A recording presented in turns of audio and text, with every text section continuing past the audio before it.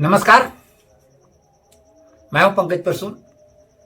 पुनः आपका स्वागत करते हैं अपने इस एक और नए वीडियो में, जहां हम आपको शब्द सह ज्योतिष के बारे में नई नई जानकारी देते रहते हैं। शब्द सह ज्योतिष मूलतः शब्दों पर आधारित है। इसकी सभी गणनाएं शब्द आधारित होती हैं, चाहे वह समस्या हो या उसका समाधान हो। सभी शब्दों की अपनी एक ऊर्जा होती है, सभी शब्दों की अपना अपना एक तत्व होता है और उसी के आधार पर संपूर्ण गणना की जाती है। आज हम जिस विषय पर बात करने जा रहे हैं वह समान जीवन के लिए बहुत ही महत्वपूर्ण बिंदु है, और वह है हमारा आपका नाम। देखिए, हम ग्रह, राशि, नक्षत्र, इन चीजों को कभी कभार अपने स्मरण में लाते हैं, लेकिन नाम एक ऐसा प्लैनेट है, इसको भी प्लैनेट ही मानिए, इसका भी प्रभाव उनसे कहीं अधिक है। तो यह नाम रूपी जो प्लैनेट है, यह नाम रूपी जो ग्रह है, यह हमारे जिंदगी को हर क्षण, हर पल, हर विषय में प्रभावित करते रहता है। तो आज हम इस नाम के विषय में जिन दो बिंदुओं पर चर्चा करेंगे, विषय तो बहुत विस्तृत है जिसकी चर्चा हम बाद के वीडियो में किया करेंगे। आज जिन दो बिंदुओं पर हम बात करेंगे वह है नाम क्या है और दूसरा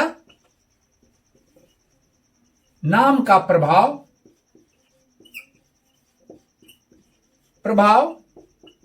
हमारे जीवन पर कैसे पड़ता है। इस सिस्टम के बारे में आज हम बात करेंगे, गणित के बारे में नहीं, क्योंकि गणित थोड़ा बड़ा विषय है, हम आगे की वीडियो में बात करेंगे।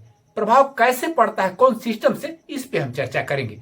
तो इन दो बिंदुओं पर हम आज बात करेंगे। आप इस वीडियो को बड़े ही ध्यानपूर्वक देखिए और समझने की चेष्टा कीजिए कि कैसे हमारा नाम हमारे व्यक्तित्व को, हमारे बिजनेस को, हमारे रिश्ते को, हमारा ट्रांजैक्शंस को, हमारे धन संबंधित मामलों को, सभी चीजों को कैसे प्रभावित करता है। सबसे पहले नाम क्या है, इस बात को समझने के लिए आपको एक बड़ा ही मूल बिंदु को समझना पड़ेगा। जब हम इस धरती पर आते हैं, अवतरित होते हैं या मेरा जन्म होता है, उस क्षण हम अनाम होते हैं, एक शुद्ध आत्मा होते हैं, हमारा कोई नाम नहीं होता है। तब क्या होता है, और फिर जब हमें नाम मिल जाता है तब क्या होता है। इन दो डिफरेंस को आप समझ जाएंगे तो अपने नाम के प्रभाव के बारे में आप अंदाजा लगा ले सकते हैं। देखिए, जब हम जन्म लेते हैं तो हम एक शुद्ध आत्मा होते हैं, और उस क्षण हम ईश्वरीय शक्ति से या ब्रह्मांडीय ऊर्जा से या इस प्रकृति के सप्लाई सिस्टम से सीधे जुड़े होते हैं। बीच में किसी तरह का बैरियर नहीं होता है। आप गौर करेंगे कि जो बच्चे होते हैं, नवजात शिशु, उनको किसी डिमांड की आवश्यकता नहीं होती है। उनकी सभी आवश्यकताएं समय पर जरूरत के अनुसार पूर्ण होते रहता है। ऐसा क्यों होता है? ऐसा इसलिए होता है कि वह प्रकृति के जो सप्लाई सिस्टम है उससे वे स्वतः जुड़े होते हैं। बीच में कोई बाधक तत्व नहीं होता है। अब कुछ समय के बाद क्या होता है, समय गुजरता है और हमारा उस शुद्ध आत्मा का, उस अनाम आत्मा को एक नाम दे दिया जाता है। हालांकि उसकी भी वैदिक रीति है, लेकिन आज के डेट में 99% लोग उसका पालन नहीं करते हैं। नतीजा क्या होता है कि जो नाम हमें भौतिक रूप से प्राप्त होता है उसका उच्चारण होना शुरू होता है, उसका ध्वनि तरंगे इस ब्रह्मांड में एक लकीर बनाना शुरू करती है। अब जब हमें नाम प्राप्त हो जाता है तो हम खुद, मेरा गांव, मेरा समाज, मेरे रिश्तेदार, मेरा परिवार, सभी लोग उस नाम का उच्चारण करने लगते हैं। अब जितनी बार उस नाम का उच्चारण होगा उतनी बार हमारे चारों ओर एक अनजाने अदृश्य एनर्जी का निर्माण होते जाता है। हमारी आत्मा और हम खुद, हमारी परिस्थितियां सभी उस नाम की ऊर्जा जो बार बार रिपीट हो रहा है उसके चक्र में हम कैद होते जाते हैं। नतीजा क्या होता है कि जो प्राकृतिक का सप्लाई सिस्टम था जिससे हम जुड़े थे, या जो हमारे लिए जो चैन अलाउड किया गया है प्रकृति के तरफ से, उस चैन को हम तोड़ देते हैं, विच्छेदित कर देते हैं, और यहीं से हमारा सप्लाई सिस्टम जो है वो रुक जाता है और फिर हम अभावग्रस्त हो जाते हैं। जब सप्लाई बंद होगा तो हम अभाव होगा हमको। अब वह अभाव जो है वही नाना प्रकार से नकारात्मकता के रूप में, चाहे वो वित्त संबंधित हो, चाहे वो प्रेम का अभाव हो, चाहे हमारे रोजी रोजगार का अभाव हो, चाहे सुख शांति समृद्धि का अभाव हो, सभी चीजें उस सप्लाई सिस्टम को टूटने के बाद से ही शुरू होता है। इसीलिए नाम को बड़ा सोच समझ कर रखा जाता है ताकि वह नाम उस सप्लाई सिस्टम के अनुरूप हो। यदि उस सप्लाई सिस्टम के अनुरूप नाम रखा जाएगा तो चैन जो बना हुआ है वो रेगुलर रहेगा, उसमें कुछ डिस्कनेक्शन या विच्छेदीकरण नहीं होगा। तो ये जो आपका नाम है वह वही एनर्जी है जो सारे सिस्टम को रोक दिया है। अब हम जानते हैं कि उसका प्रभाव हमारे जीवन पर कैसे पड़ता है, वह किस तरीके से रोकता है, कैसे उस सिस्टम को ब्रेक करता है, इस बात को समझेंगे।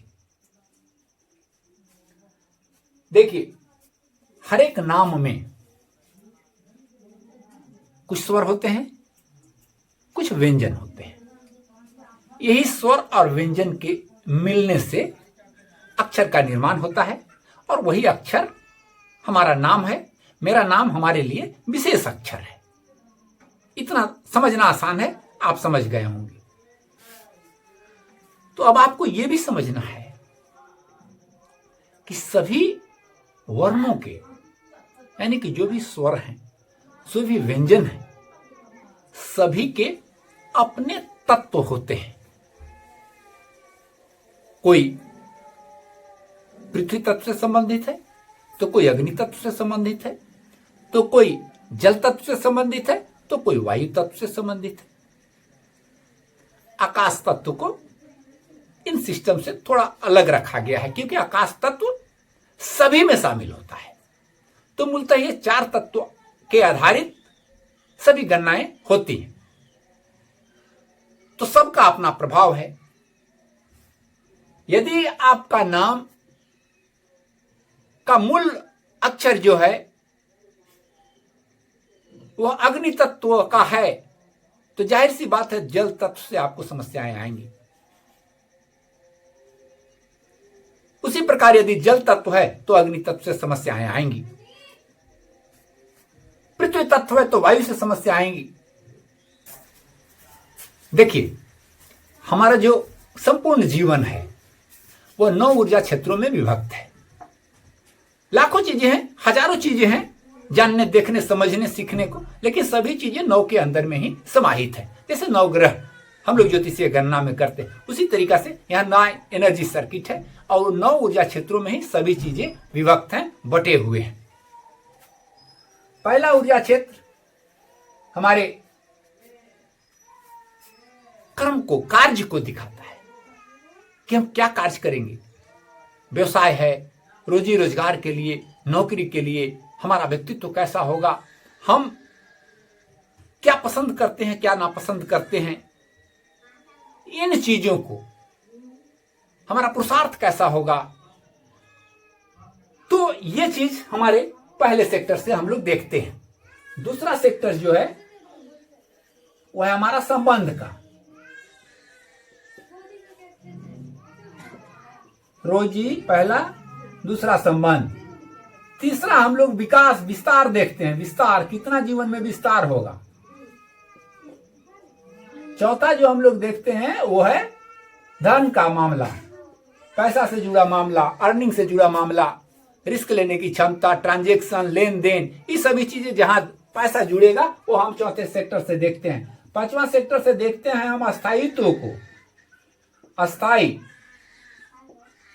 संतुलन, स्वास्थ्य, बचत, इन चीजों को हम पांचवें सेक्टर से देखते हैं। छठा सेक्टर जो हमारा है वह हमारा सहयोग का क्षेत्र है। हम कितना जीवन में सहयोग प्राप्त कर पाएंगे या दूसरों को भी हम कितना सहयोग कर पाएंगे, ये दोनों चीजें हम सेक्टर 6 से देखते हैं। कैसे मेरे मित्र रहेंगे, हमारी यात्राएं कैसी होंगी, यही सहयोग के मामला सब हम छठे से देखते हैं। सातवां है रचना का। रचना, क्या हम रचना कर पाएंगे जीवन में, किन चीजों का रचना हम कर पाएंगे। लोग कहते हैं घर बनाना, बच्चा भी रचना ही है हमारा, तो हम कैसी रचना कर पाएंगे अपने जीवन में। आठवां जो होता है वो ज्ञान का सेक्टर है। ज्ञान के बारे में हम 8 से हम बात करते हैं। और 9 जो है, 9वां सेक्टर जो है वो हमारा यश का है। यश, प्रसिद्धि, समृद्धि जिसे हम कहते हैं, वो हम 9वें सेक्टर से देखते हैं। हालांकि इसमें लाखों चीजें हैं, हम समान तौर पर अभी बात करें, हम विस्तार से इसकी बात अगले वीडियो में करेंगे। तो ये सेक्टर्स के अनुसार हम इस शब्द में कैलकुलेशन करते हैं कि ये अमुक जातक का इनके नाम के इन सेक्टरों पर क्या क्या प्रभाव पड़ता है। उदाहरण के लिए किसी व्यक्ति का नाम है रमेश कुमार, मान लीजिए रमेश कुमार,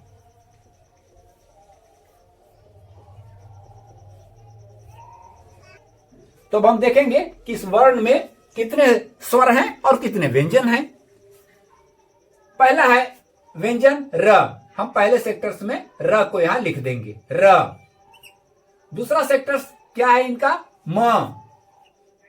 तीसरा सेक्टर्स क्या है, ए कार। चौथा सेक्टर क्या है, तालाबे स। पांचवा सेक्टर क्या है, क। छठा क्या है, उ, हर्षऊ। सातवां क्या है, म। आठवां क्या है, आ। और 9वां क्या है, र।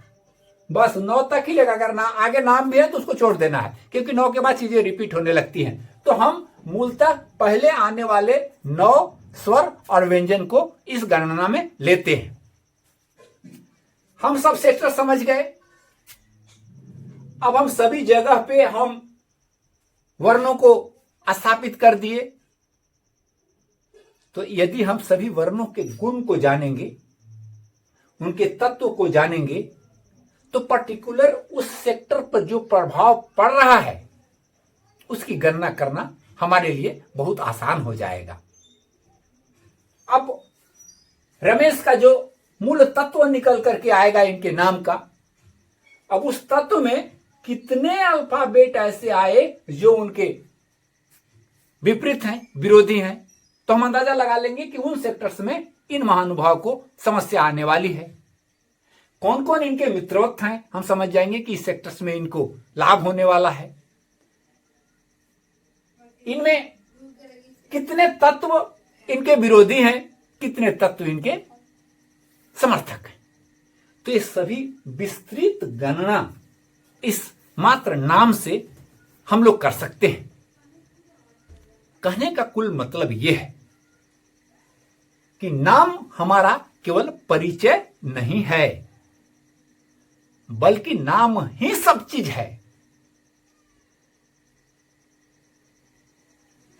जन्म तारीख लेख लिए हम 1 सेकेंड की भी चूक हो गई तो गणितीय गणना बिगड़ जा सकती है। लेकिन जो मेरा नाम जो हमें दिया जा चुका है वो अब प्रभावी है, उसमें किसी तरह का परिवर्तन नहीं है। आज जितने भी तरीके हैं नेम करेक्शन करने के,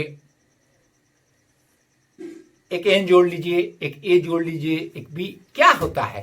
मैं ये नहीं कह रहा कि उनसे लाभ नहीं मिलता है, लेकिन वो बहुत क्षणिक है। क्या है? किसी एक सेक्टर्स को वो सुधार देंगे, किसी एक सेक्टर में वो सुधार ला देंगे, लेकिन संपूर्ण विश्लेषण और संपूर्ण निवारण यह केवल मूल तत्व ही कर सकता है जो उसमें निहित है, आपके नाम में निहित है। उस तत्व से हम सभी समस्याओं का समाधान कर सकते हैं।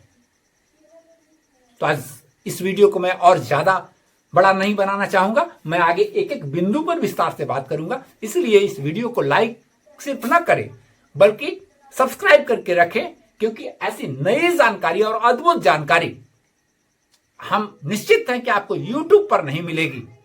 इस तरह की अद्भुत जानकारी के लिए हमारे चैनल को जरूर सब्सक्राइब कर लें, क्योंकि हम वह ज्ञान देंगे जो आप व्यवहारिक रूप से अपने जीवन पर लागू कर ले सकते हैं। इसमें आपको किसी पूजा पाठ कर्म कांड या बहुत बड़े खर्च की आवश्यकता नहीं पड़ेगी। सीधा व्यवहारिक ज्ञान जो शब्द पर आधारित होगा। कभी शब्द को उच्चारण करने के लिए कह देंगे, कभी कुछ शब्दों को लिखना पड़ता है, कुछ शब्दों का रिपीटेशन करना पड़ता है, कुछ शब्दों का मनन करना पड़ता है। वो तत्व के आधारित अलग अलग चीजें होती हैं। तो केवल शब्द से ही हम समस्याओं का समाधान कर सकते हैं। शब्द की ऊर्जा को समझकर, शब्द की तत्वों को समझकर, उन सभी चीजों के आधार पर हम अपने जीवन में परिवर्तन ला सकते हैं। कहने का कुल तात्पर्य यही है कि हम अपना नाम की जो एनर्जी है, उसकी जो ऊर्जा है, उसके प्रति जागरूक रहना, सचेत रहना, उसके बारे में जानना, यह अत्यंत आवश्यक है, क्योंकि यह 24 घंटा हमारे लिए कार्य करते रहता है। आज इतना ही, हम फिर मिलेंगे एक नए वीडियो में किसी नए विषय पर बात करने के लिए। तब तक के लिए धन्यवाद। आपका दिन मंगलमय हो।